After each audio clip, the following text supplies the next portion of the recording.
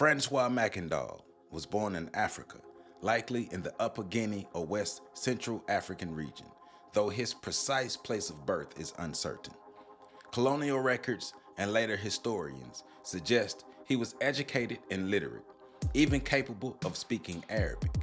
Haitian historian Thomas Madou noted that Makandal had instruction and possessed the Arabic language very well, leading some scholars to speculate a Muslim background before enslavement. Taken from Africa as a young man, possibly as a hostage or captive, sold into the transatlantic slave trade. He arrived in the French colony of Saint Dominique, or modern-day Haiti. There, he was put to work on a plantation owned by Leonard de Maisy near Cape Francais.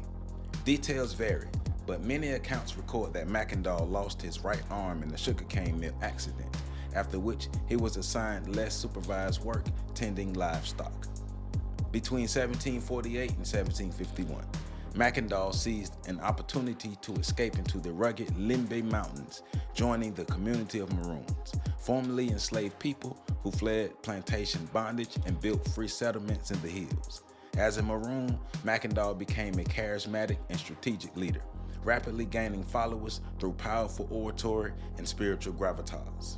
According to contemporary colonial records, his influence was not merely military, but spiritual and psychological. French authorities feared that he forged a secret network of rebellion, linking desperate Maroon camps with enslaved people still on plantations, and that this network went beyond simple escape plots. Makandal was known to hold night gatherings and ritual assemblies, where he shared a vivid vision.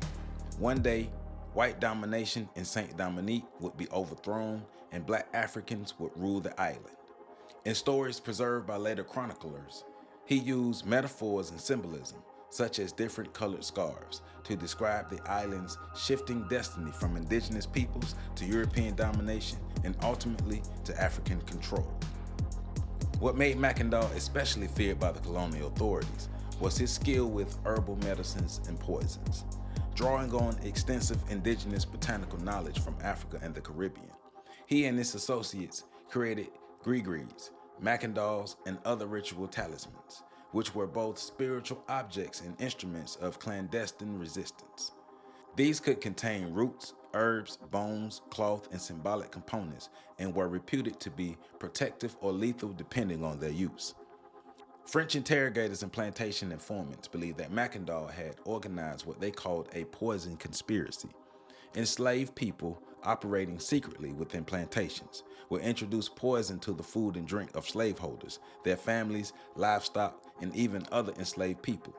Rumors spread that thousands of whites might be killed in a coordinated poisoning, a plan that terrified the colonial elite. Though modern historians suggest these accounts reflect colonial panic as much as reality, they nevertheless reveal how Makandal was perceived by contemporaries.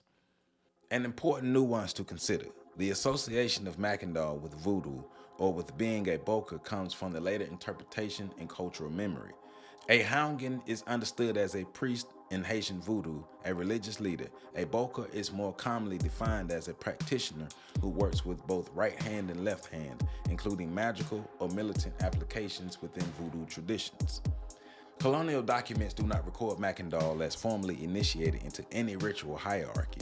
Instead, they describe him through the lens of magical rebellion, whether by French fear of poisoning or Maroons' own syncretic spiritual practices. Thus, historians read the priest label as reflecting how colonial authorities and later storytellers made sense of African spiritual power, rather than as a strict religious title.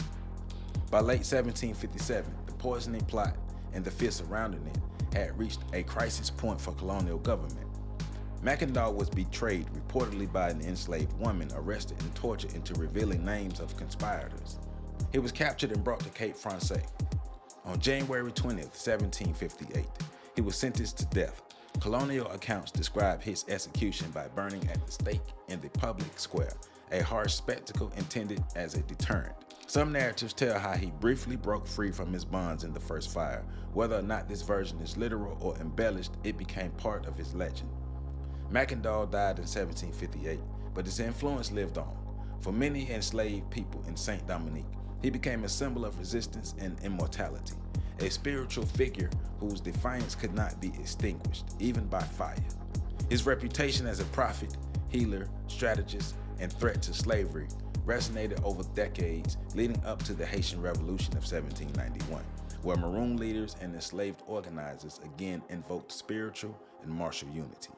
In Haitian collective memory and literature, Makandal occupies a space that blurs history, legend, and sacred resistance. Writers like Alejo Carpenter immortalized him in fiction, and his image appears in Haitian currency and as a national hero, a testament to a life that transcended the brutality of slavery and anticipated the revolutionary upheaval that would eventually end it.